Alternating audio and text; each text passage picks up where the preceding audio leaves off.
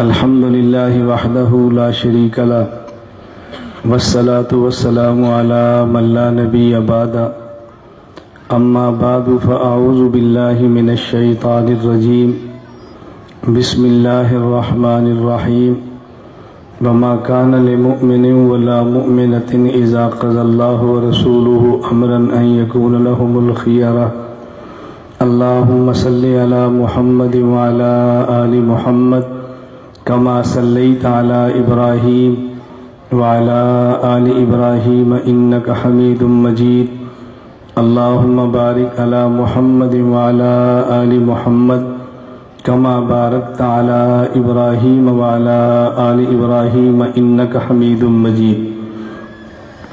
اللہ رب العزت کا احسان ہے، اللہ نے ہمیں انسان بنایا، مسلمان بنایا، حضور اکرم صلی اللہ علیہ وسلم کا امتی ہونے کا شرف بخشا۔ پھر اللہ رب العزت دین کے علم کی نعمت عطا فرما دیں، قرآن کی نعمت دیں، حدیث پاک کی نعمت دیں، فقہ کی نعمت دیں، اسلامی تاریخ کی نعمت دیں، اہل حق کے ساتھ جوڑ دیں۔ یہ اللہ کا بہت بڑا احسان اور اللہ کا بہت بڑا کرم ہے۔ رسول اکرم صلی اللہ علیہ وسلم نے اللہ تعالیٰ سے کئی دعائیں مانگی۔ ایک دعا یہ مانگی، اللہم ارنا الحق حقا وارزقنا اتباعہ وارنا الباطل باطلا وارزقنا اجتنابہ۔ اے اللہ، حق کا حق ہونا ہمیں دکھا دے اور حق کو ہمارا رزق بنا دے، باطل کا باطل ہونا دکھا دے اور باطل سے بچ جانا ہماری خوراک بنا دے۔ یہ اللہ کے نبی نے دعائیں مانگی ہیں۔ دنیا مختصر زندگی ہے اور موت کے بعد کی ابدی اور دائمی زندگی ہے۔ خوش قسمت وہ انسان ہے جو دنیا میں تیاری آخرت کے لیے کرے، اور بدقسمت وہ ہے کہ جو دنیا میں غفلت میں زندگی گزارے اور آخرت میں جا کر اس دنیا میں غفلت کی زندگی گزارنے پر بھگتے۔ اللہ میری اور آپ سب کی حفاظت فرمائے۔ بعض علماء ہیں وہ آگے تشریف، مولانا قمر آپ آگے آ جائیں، تم پھر پیچھے دیکھتے ہو، اور بھئی یہ تھیون کے ویخ لینا۔ یہ ہر دل سے مجھے سمجھانا پڑتا ہے کہ آپ حضرات ادھر دیکھا کرو۔ اور بھی ہو نا علماء تو تشریف لے کر، اب ایک ایک نام لینا مشکل ہوتا ہے۔ میں وہاں پر ہوتا تو بغیر کہے یہاں پر آ جاتا، ہم بلاتے ہیں پھر بھی نہیں آتے۔ یہ میری بات بہت توجہ سے سمجھیں۔ شیخ الحدیث حضرت مولانا محمد زکریا نور اللہ مرقدہ ارشاد فرمایا کرتے، جب اللہ تعالیٰ کوئی چیز بغیر مانگنے کی عطا فرمائے اور بندہ قبول نہ کرے، ایک وقت آتا ہے پھر اللہ مانگنے پر بھی نہیں دیتے۔ جب بغیر طلب کی عزت ملے، اللہ کی نعمت سمجھ کر قبول کرو، اس میں تواضع اختیار مت کرو۔ اللہ ہم سب کا حشر آخرت میں علماء کے ساتھ فرمائے۔ مولانا محمد نواز صاحب دامت برکاتہم فرما رہے تھے، ہم وقت کی پابندی کرتے ہیں، انشاءاللہ پابندی کریں گے۔ وقت بیان دیر سے شروع ہو سکتا ہے لیکن ختم تو وقت پر ہو سکتا ہے نا۔ یہ تو نہیں کہ دیر سے شروع ہے تو دیر سے ختم ہوگا، اور میں یہاں اپنے وقت پر پہنچوں، 12 بجنے سے 5 منٹ پہلے پہنچوں۔ یا قریب ادارہ تھا، انہوں نے روکا تھا چائے کے لیے، مجھے نظم کا پتہ نہیں تھا، ورنہ میں اپنی ترتیب پر ٹھیک 12 بجے آپ کے سامنے بیٹھا ہوتا۔ رات کتنی بجے سوئے، صبح کتنے بجے اٹھے، ایک جلسہ میں کر کے پہنچاؤں، یہ رونا میں آپ کے سامنے نہیں روتا کہ میری عادت نہیں ہے۔ آج کا دن میں نے قصور کے 2 جلسے ختم کیے تھے کہ کل ہمارا اپنا خواتین اجتماع ہے، اس کی تیاری کرنی ہے۔ مولانا نے اصرار فرمایا کہ ہمارا جلسہ ضروری ہے، اس کے بعد وقت نہیں بنتا تھا، تو میں نے اس لیے اپنے گھر کا جو وقت تھا، اپنے ادارے کا، یہ چونکہ میرا ہی ادارہ ہے، اس لیے آج کا وقت یہاں پہ دیا، ورنہ بہت مشکل ہوتا ہے کہ اپنا جلسہ چھوڑ کے بندہ باہر جائے۔ خیر میں نے عرض کیا کہ آپ وقت کے معاملے میں مطمئن رہیں، انشاءاللہ آپ ٹینشن نہ لیں کہ دیر سے جلسہ ختم ہوگا۔ مقصد لمبی بات کرنا نہیں، مقصد کام کی بات کرنا ہے۔ ایک بات میں کہہ دوں، اس پر میں اور آپ سب عمل کریں، اس سے بہتر ہے میں 10 باتیں کہوں، نہ عمل میں کروں نہ عمل آپ کریں۔ 10 باتوں کی بجائے ایک بات کہہ لیتے ہیں اور اس پہ ہم دونوں عمل کر لیتے ہیں۔ مقصود عمل ہے، مقصود باتیں نہیں ہیں۔ ہماری عادت یہ ہے یہاں 4 گھنٹے بیانات ہوں، تلاوت اور نعتیں ہوں، ہم شوق سے سنیں گے، اور اگر یہ کہہ دیں کہ آج 10 منٹ ذکر ہوگا تو ہم بیٹھنے کے لیے تیار نہیں ہوں گے۔ 4 گھنٹے کا بیان سن سکتے ہیں، 10 منٹ کی ذکر کی مجلس میں نہیں بیٹھ سکتے۔ بس یہ جو کانوں کا چسکا ہے، اللہ تعالیٰ یہ رکھے اور ٹھیک رکھے۔ گناہ کے چسکے سے بہتر ہے کہ چلو تلاوت اور دین کا چسکا تو ہے نا، پھر بھی بندے کو خوشی ہوتی ہے۔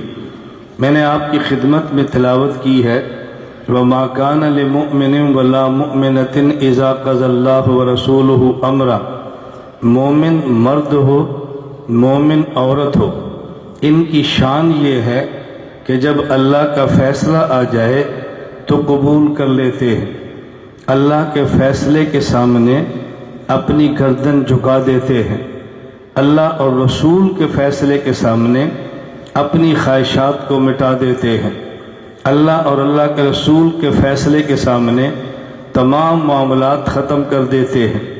یہ مومن مرد اور مومن عورت کی شان ہے۔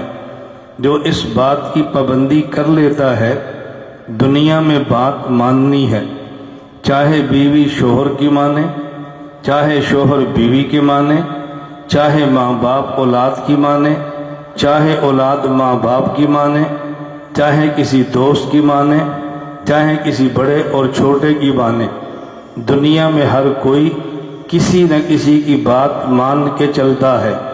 اگر ہم اس بات کا فیصلہ کر لیں کہ ہم نے بات ماننی ہے اللہ کی، بات ماننی ہے اللہ کے رسول کی، تو معاملات سدھر سکتے ہیں، کیونکہ اللہ ہمارے خالق اور مالک ہیں۔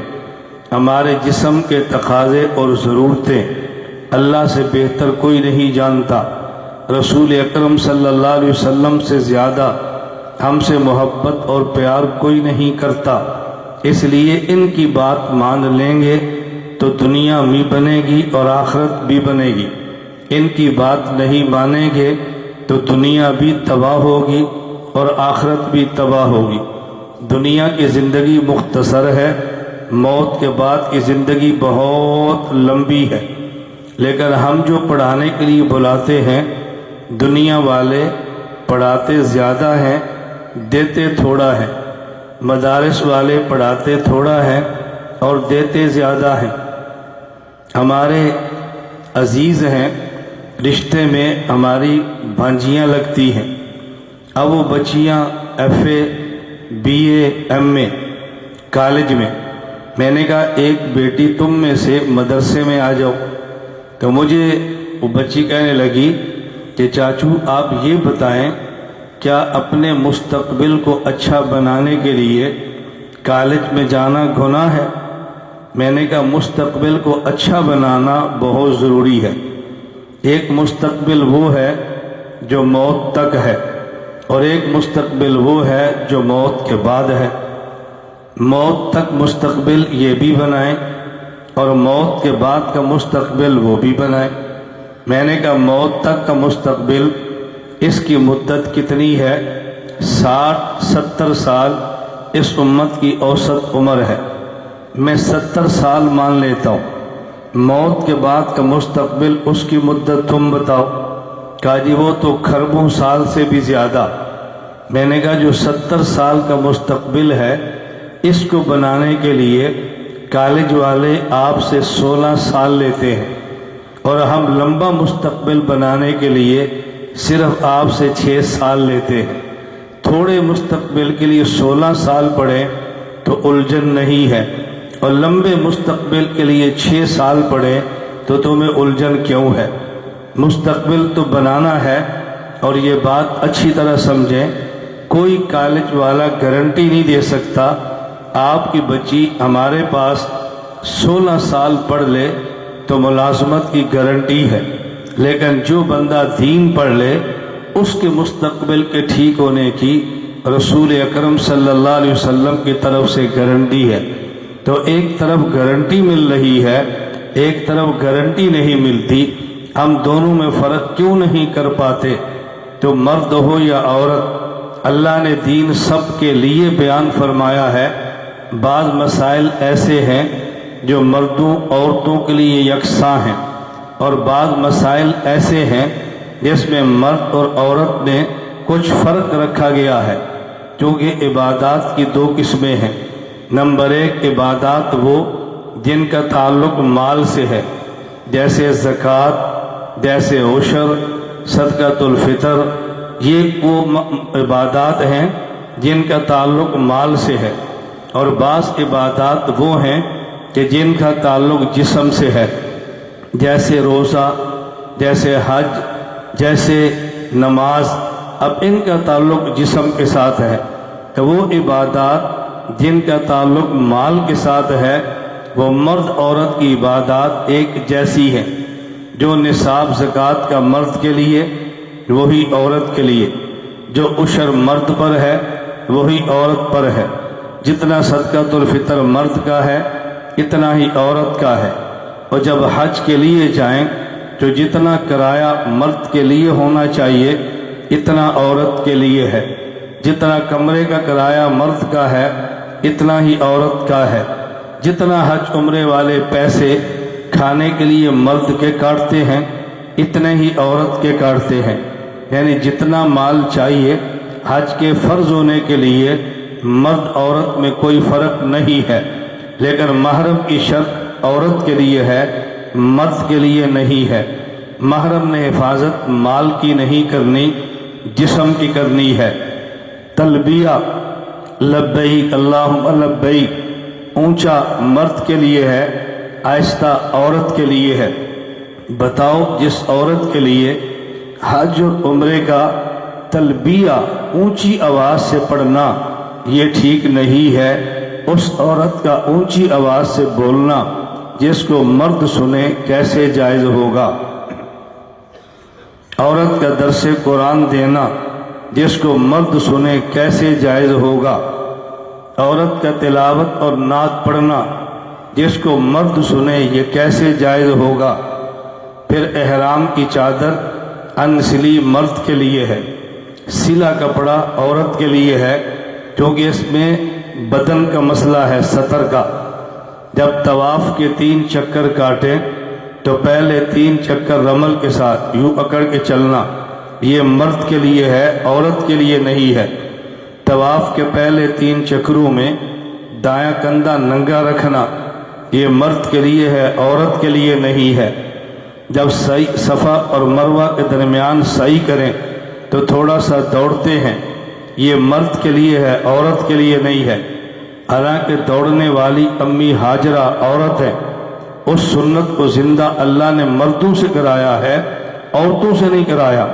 امی ہاجرہ دوڑی تو تنہا تھی، خلوت تھی، آج جب بھی دوڑے گی خلوت نہیں ہے، عورت دوڑے گی بدن حرکت کرے گا، بدن کھلے گا، سطر کا مسئلہ پیدا ہوگا۔ سنت ماں کی ہے، زندہ بیٹا کرے، عورت نہ کرے۔ عمرہ ختم ہو گیا، مرد حلق کر سکتا ہے، عورت حلق اور ٹنڈ نہیں کرا سکتی، اس کا تعلق بدن سے ہے۔ رمضان کا پورا مہینہ مرد روزے رکھتا ہے، عورت نے کچھ دن چھوڑ دینے ہیں، یہ عذر جسم کا ہے، مال کا نہیں ہے۔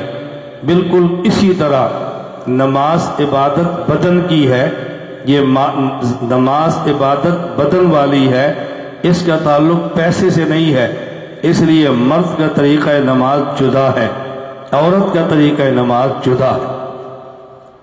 مرد کا طریقہ نماز جدا ہے، عورت کا طریقہ نماز جدا ہے۔ یہ عقل بھی کہہ رہی ہے، شریعت بھی کہہ رہی ہے۔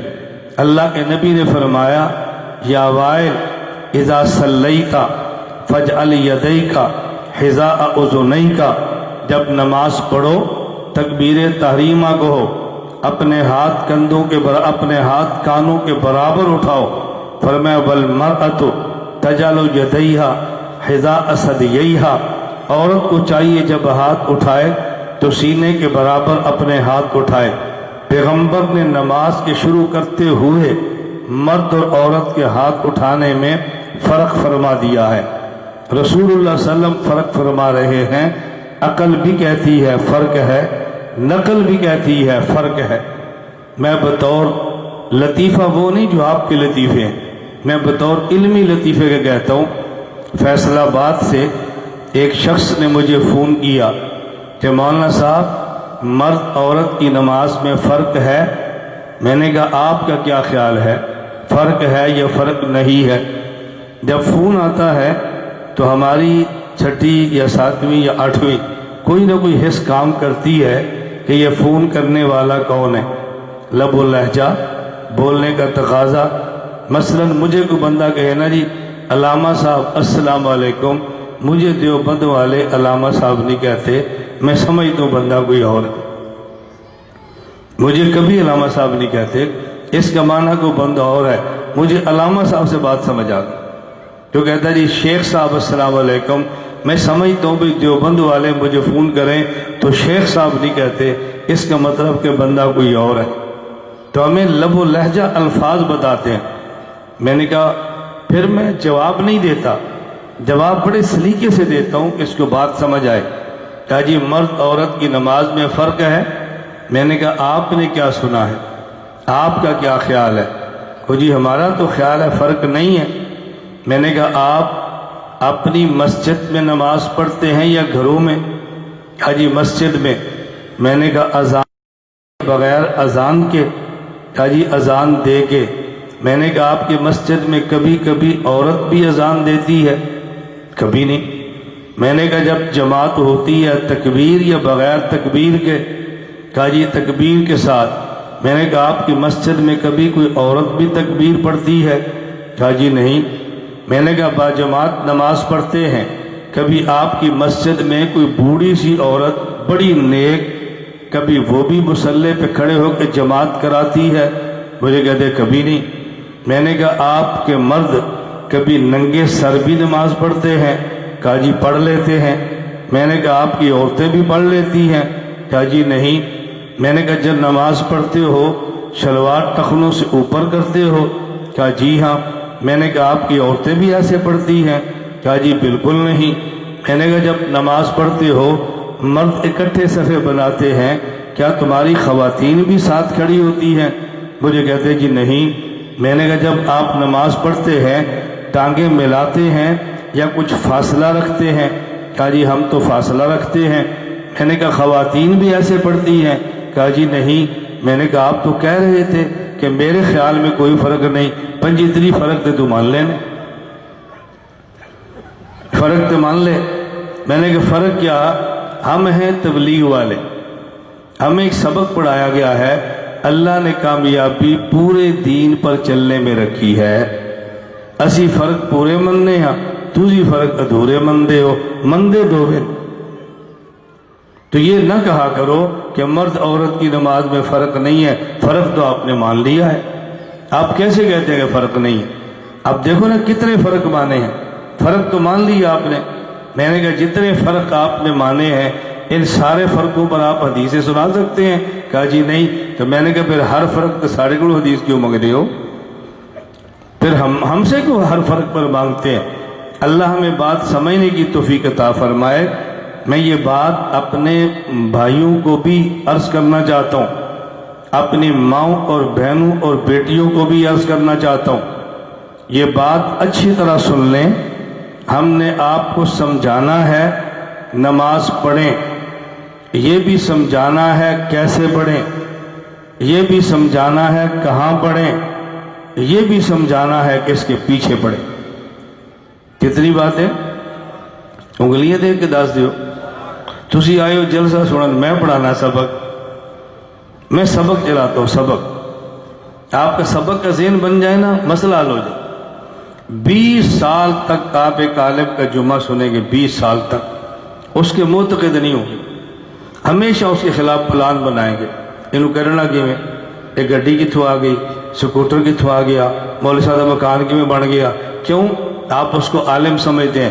اور اگر کسی بندے سے الف بے تے سے بھی پڑھ لو نا, آپ اس کو استاد سمجھتے ہیں, پھر تسی اس کے خلاف گل نہیں کرتے. تو میں کہتا ہوں کہ آپ سبق پڑھ لیں, بیان کی نیت ختم کر دیں. سبق اگر آپ نے بیان سنا تو بعد میں کسی نے پوچھا نا جی آپ کہاں گئے سو, آپ نے کہنا ہے مولانا گمن صاحب کا بیان سننے کے لیے. اور سبق کی نیت کی تو پوچھا کہاں گئے تھو, آپ نے کہنا استاد جی گھمن کا سبق پڑھا. اب تو میرے خلاف بولے گا نا تو اسی کہنا وہ ساڑا استاد ہے. میں تو ایک بار سمجھایا ہے کہ دوجی نہ واری نہ آکھنا پڑے. استاداں دے خلاف گل کوئی نہیں سنتا, اور علماء دے خلاف خوش ہو کے سنتے. صرف سننا ہی نہیں, شوق رہا. باقی سے مولوی دے خلاف کوئی گل شروع ہوئے تھے, میں غلط کہہ رہا ہوں. علماء کے خلاف شوق سے سنتے ہیں, مجلس سے سجاتے ہیں, اور جس کو استاد مان لیں اس کا کچھ نہ کچھ بہرحال حیا ہی جاتا ہے. میں عرض کرتا ہوں, ہم نے بتانا ہے کہ نماز پڑھو. نمبر 2 کیسے پڑھو, نمبر 3 کہاں پڑھو, نمبر 4 جس کے پیچھے پڑھو. ادھورا مسئلہ ہم پیش نہیں کرتے, اس لیے کہ کل قیامت کو آپ نے ہمارے گریبان پکڑنے ہیں. یہ مسئلہ ادھورا بتاتے تھے. آپ نے کل کو ہمیں پکڑنا ہے, ہماری نمازیں یہ خراب کرتے تھے. اور جو بات میں کہہ رہا ہوں توجہ رکھو اور کان کھول کے سنو, اس سے زیادہ اعتدال کا دنیا میں کوئی سبق نہیں ہے. اس سے زیادہ اعتدال کا کوئی سبق نہیں. میں مثال دینے لگا ہوں. آپ کی جماعت تبلیغ والے ایک مسجد میں گئے ہیں, مسجد اہل بدعت کی ہے, مسجد اہل الہاد کی ہے, مسجد خراب عقیدے والے کی ہے. آپ نے ان سے, یہ مولوی نہیں ہے نا, یہ ہے, چلو پھر ٹھیک ہے. آپ نے مسئلہ ان سے پوچھا, ہم ان کے پیچھے نماز پڑھ لیں؟ انہوں نے کہا جی نماز پڑھ لیں, ہو جاتی ہے. آپ نے مسئلہ ان سے پوچھا, انہوں نے کہا نماز نہ پڑھنا نہیں ہوتی. انہوں نے کہا پڑھ لیں, ہو جاتی ہے. انہوں نے کہا نہ پڑھیں, نہیں ہو جاتی. انہوں نے آپ کی تبلیغ بچائی ہے, نماز خراب کر دی ہے. انہوں نے آپ کی نماز بچائی ہے, تبلیغ ختم کر دی ہے. جب آپ ان کی مسجد میں ان کے پیچھے نماز پڑھو گے تو آپ کی بات سنیں گے نا, اور جب نہیں پڑھو گے تو بات سنیں گے کیسے؟ انہوں نے کہا نماز پڑھ لو. کیوں؟ ہو جاتی ہے. نماز پڑھ لو, کیوں؟ ہو جاتی ہے. تبلیغ بچ گئی, نماز گئی. انہوں نے کہا مت پڑھنا, نہیں ہوتی. تبلیغ کا ماحول ختم ہو گیا, نماز بچ گئی. مجھ سے کوئی بندہ پوچھے تو میں کہتا ہوں نماز پڑھ لو پھر لٹا لو. کیا کرو؟ بولو. نماز پڑھ لو پھر. اگر میں کہتا نہ پڑھو, تبلیغ خراب ہونی تھی نا. میں نے آپ سے کہا پڑھ لو, تبلیغ بچ گئی کہ نہیں؟ میں نے کہا لٹا لو. نماز لٹانے سے تبلیغ خراب ہوتی ہے؟ جی, میں نے آپ کی تبلیغ بھی بچائی ہے, نماز بھی بچائی. آپ کیسے کہتے ہو مولانا صاحب بہت سخت ہے؟ آپ کیسے کہتے ہو امت کو توڑ رہے ہیں؟ میں امت کو جوڑتا ہوں, لیکن اس طرح جوڑتا ہوں قیامت کو نہ تمہیں شرمندگی ہو نہ مجھے شرمندگی. ہم یوں جوڑتے ہیں کہ شرمندگی نہ ہو. میری گزارش سمجھ آ رہی؟ اس کو اچھی طرح پلے باندھو. پوری دنیا میں کوئی ایک شخص مجھے بتاؤ دیوبند سے کٹا ہو, تبلیغ سے کٹا ہو, اہل حق سے کٹا ہو.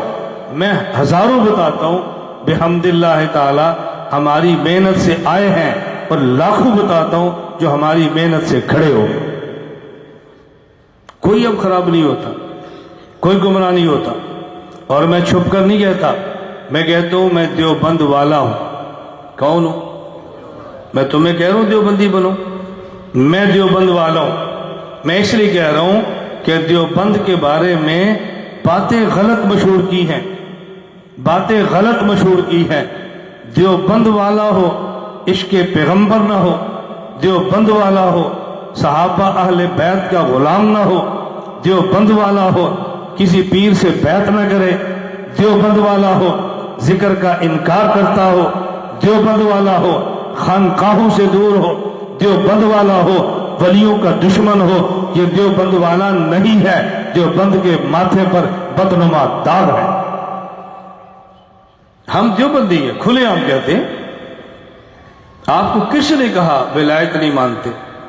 کس نے کہا بیعت نہیں مانتے؟ میں آپ کے سامنے بیٹھا ہوں، مجھے 6 خلفاء سے 6 مشائخ سے خلافت ہے۔ کتنے مشائخ سے؟ اور نکے نکے مشائخ نہیں، نکے نکے گلیاں محلے دے نہیں، انٹرنیشنل لیول کے مشائخ۔ آپ کیسے کہتے ہیں دیوبندیوں میں پیر نہیں ہوتے؟ آپ کیسے کہتے ہیں؟ میری گزارش سمجھ آ رہی ہے؟ میں اس لیے وضاحت کر رہا ہوں، ہم کھولتے نہیں ہم کون ہیں۔ وہ جی لوگ نے یہ دیوبندیاں برا سمجھ دینے تے نہ لینا، صدقے جاواں میں یہ کیا ہوا؟ کل میرا ایک جگہ بیان تھا بصیر پور اکاڑا، راستے میں سٹاپ تھا، میرے مرید ہیں ان کے بھائی تھے، کہا جی مولانا صاحب بریک مارنی ہے تو انہوں نے خالص دودھ پیاں گے۔ میں کہتا ہوں میرے خالص پیسے دے، خالص دودھ رہن دے، توجہ رکھنا، میں پیسے نہیں مانگتا، میں بندے کو سمجھاتا۔ مولانا صاحب خالص دودھ، میں کہتا ہوں رائی ہے تو میں جاٹا، اسی تو بہتر دودھ سمجھنے ہیں، دودھ نو چھڑ پڑا تو ان جٹا نے سمجھاؤ وہ خالص دودھ کیڑا ہوتا ہے۔ میں کہ میں گستاخی دا امام مسجد، مجھے بھی نہیں پتا خالص دودھ کیڑا ہوتا ہے۔ ایسی بیٹھے تو نہ کہ جی مولانا صاحب چائے کیسی ہو، پتی کیسی ہو؟ میں کہ دودھ تیز ہوئے پتی جے وہ جی دے لے رہن دے، دودھ تیز رکھ پتی چھڑ پڑا۔ ہم تو اس لیے چائے پیتے ہیں کہ اس میں دودھ ہے، تسی اس وقت پیتے کہ جی پتی پائی ہے۔ میں گزارش کر رہا ہوں، میں بات کیوں سمجھا رہا ہوں، ہم کون ہیں؟ بولو۔ دیوبند والے توڑتے نہیں ہیں، خدا کی قسم دیوبند والے جوڑتے ہیں۔ دیوبند والے ملک کے دشمن نہیں ہیں، ملک کے وفادار ہیں۔ تمہیں کس نے کہا دیوبند والے کام کرتے؟ ریزرو گیئر نہیں ہم ریورس گیئر نہیں لگاتے، ہم یو ٹرن نہیں لیتے، فخر سے کہتے ہیں، فخر سے۔ ہمارا عقیدہ سنو، ہمارے دلائل سنو، ہماری بات سنو۔ میں نے اس لیے آپ سے کہا یہ غلط باتیں پھیلا دی گئی ہیں۔ ایک شخص تبلیغ والے کو کہتا ہے نماز پڑھو ہو جاتی ہے، دوسرا کہتا ہے نہ پڑھنا نہیں ہوتی۔ جس نے کہا نا پڑھو ہو جاتی ہے، تبلیغ بچائی نماز تباہ کی ہے۔ جو کہتے ہیں نہ پڑھنا نہیں ہوتی، نماز بچائی تبلیغ تباہ کی ہے۔ میں کہتا ہوں پڑھ لو پھر لٹا لو، تمہاری نماز بھی بچاتا ہوں، تبلیغ بھی بچاتا ہوں۔ دوبارہ لٹا لو یہ کون سا تشدد ہے بھائی؟ دوبارہ لٹا لو یہ کون سا تشدد ہے؟ میں نے آج صبح رات دیر سے سوئے، میں نے میزبان سے پوچھا نماز کتنے بجے؟ میں نے کہا اگر مجھے آپ کہیں تو میں 5:45 پڑھ کے پھر سو جاؤں۔ اٹھ جائے، کہا جی ٹھیک ہے۔ شلوار میں نے بدلی تھی تو جو رات والی تھی میں نے وہی پہن لی، میں نے نماز پڑھ لی۔ نماز پڑھ لی، جب اس بیت الخلاء میں گیا دوبارہ شلوار تبدیل کرنے کے لیے، میں نے ڈرائیور سے کہا بھی غلطی ہو گئی، میں نے تو رات والی نماز پہن کے نماز پڑھی، دوبارہ پڑھو۔ ہم نے دوبارہ پڑھی ہے، یہ کیا تشدد ہے؟ نہ پڑھتا میری آخرت تو تباہ تھی نا، میں ڈرائیور کو نہ بتاتا اس کی نماز تو گئی تھی نا۔ میں انسان ہے، بھول گیا، اس میں حرج کی بات کون سی ہے؟ دوبارہ پڑھ لی۔ یہ میں اپنا صبح کا واقعہ بتا رہا ہوں تو میں آپ کو کہتا ہوں دوبارہ پڑھ لو، آپ کو تو خوش ہونا چاہیے۔ دین کا کام یوں کرو کہ دین حدود شریعت تباہ نہ ہو، حدود شریعت کو باقی رکھ کے ہم دین کا کام کریں۔ میں خیر بات سمجھا رہا تھا، مومن مرد ہو یا مومن عورت، ہر ایک کو چاہیے حکم شریعت کے سامنے اپنی گردن جھکا دے، حکم شریعت کے سامنے اپنی گردن جھکا دے۔ ایمان والوں کو چاہیے، یہ ایمان کا تقاضا ہے، توجہ رکھنا۔ فَلَا وَرَبِّكَ لَا يُؤْمِنُونَ حَتَّى يُحَكِّمُوكَ فِي مَا شَجَرَ، اے پیغمبر میں تیرے رب کی قسم اٹھا کے کہہ رہا ہوں، یہ مومن تب ہوں گے جب اختلافات ہو جائیں اور آپ کے فیصلے کو حرف آخر سمجھیں، اس وقت یہ مومن ہوں گے۔ آج دنیا میں حالات ہمارے خلاف نہیں ہیں، حالات ہمارے موافق ہیں، ہم بلا وجہ کانپ جاتے ہیں، حالات ہمارے مخالف، ہم نے موت تک خوشیاں بھی سہنی ہیں، تکلیفیں بھی سہنی ہیں۔ کہ میری بات توجہ سے سمجھنا، آپ کہتے ہیں حالات خراب کرتے ہیں، میں کہتا ہوں حالات خراب نہیں کرتے، خیالات خراب کرتے ہیں۔ حالات مخالف ہو بھی جائیں، خیالات موافق ہوں، کچھ بھی نہیں ہوتا۔ حالات خراب کرتے ہیں، خیالات خراب کرتے ہیں، حالات نہیں خراب کرتے۔ کبھی دنیا میں حالات بندے کے موافق ہوتے ہیں؟ یہ دنیا ہے، جنت تو نہیں ہے۔ یا تو تکلیفیں، مصیبتیں، پریشانیاں، لیکن خیال بندے کا ٹھیک ہونا چاہیے۔ خیال ٹھیک ہو، پھر الجھنیں نہیں ہوتی۔ حالات خراب نہیں کرتے، خیالات خراب کرتے ہیں۔ اور توجہ رکھنا، خانقاہوں اور علماء کے تعلق سے حالات نہیں بدلتے، خیالات بدلتے ہیں۔ اب میں واقعات چھیڑوں گا، بات بہت لمبی ہوگی۔ کل ایک میرے پاس ساتھی ہے، اس نے اپنا بڑا درد بھرا واقعہ اس نے بیان کیا۔ میں نے تھوڑی دیر بات سمجھائی، کہتا ہے میں سوچتا تھا کبھی آپ سے بات بھی ہو سکتی ہے۔ میں نے بات بھی سنی، ناشتہ کرایا، فارغ کیا، میں نے کہا مطمئن ہو؟ کہا جی بالکل۔ علماء کے تعلق سے حالات بدلتے ہیں، خیالات بدلتے ہیں، خیالات بدلتے ہیں۔ ہم کہتے ہیں حالات بدلو۔ مولانا صاحب نماز بھی پڑھنے ہیں، زکوٰۃ بھی دینے ہیں، تلاوت بھی کرنے ہیں، بیماریاں پھر بھی نہیں چھڑ دی۔ آپ چاہتے ہیں حالات بدلیں۔ میں کہتا ہوں بھی بیماریاں رہنی ہیں۔ نماز اس لیے نہیں ہے کہ بیماری ٹھیک ہو، نماز اس لیے ہے کہ اللہ راضی ہو۔ خیال بدل گیا نا، اب بیماری آئے گی تب بھی تکلیف نہیں ہوگی، بیماری آئے گی تب بھی تکلیف نہیں ہوگی۔ میں اس لیے باتیں سمجھایا کرتا ہوں، ایک ہوتا ہے اللہ پہ راضی ہونا، ایک ہوتا ہے اللہ پہ خوش ہونا۔ راضی ہونا اور ہے، خوش ہونا اور ہے۔ توجہ رکھنا، 10 شادی ہو گئی، 20 سال کے بعد بچہ پیدا ہوا، دوسرے دن فوت ہو گیا، آپ خوش ہیں اس پر؟ بولو۔ لیکن راضی ہے۔ خوشی اور چیز ہے، راضی اور چیز ہے۔ اے اللہ ہمیں تکلیف ہے، ہمیں دکھ ہے، دل رو رہا ہے، لیکن رضینا باللہ ربا، ہم راضی ہیں، راضی ہیں۔ راضی اور خوش ہونا دو جملوں میں فرق ہے۔ خوش ہونا اور ہوتا ہے، راضی ہونا بعض چیزوں پر بندے کے دل خوش نہیں ہوتا، مرجھایا ہوتا ہے، لیکن پھر بھی راضی ہوتا ہے۔ آنکھوں سے آنسو گر رہے ہیں، آنکھوں سے آنسو بہہ رہے ہیں، دل کانپ رہا ہے، بچے کی جدائی میں پریشان ہے، پھر بھی کہتے ہیں رضیت باللہ ربا، رضیت باللہ ربا، رضیت باللہ ربا۔ یہ عالم کے پاس آنے سے حالات نہیں بدلے کہ بچہ زندہ ہو کر آ جائے، خیالات بدلے ہیں، دکھ ختم ہو جائے۔ ہم سمجھتے ہیں حالات بدلیں، حالات نہیں بدلیں گے۔ کیا بدلیں گے؟